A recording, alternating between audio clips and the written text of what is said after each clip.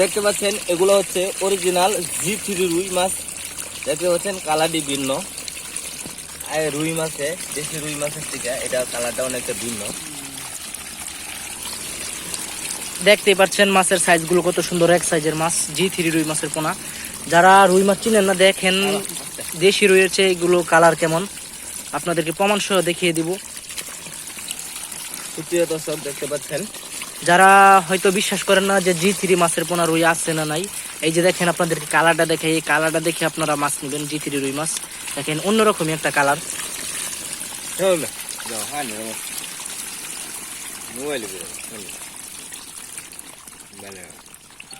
জি3 রুই মাছ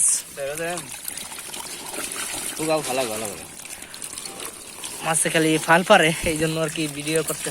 কি গেল অবস্থা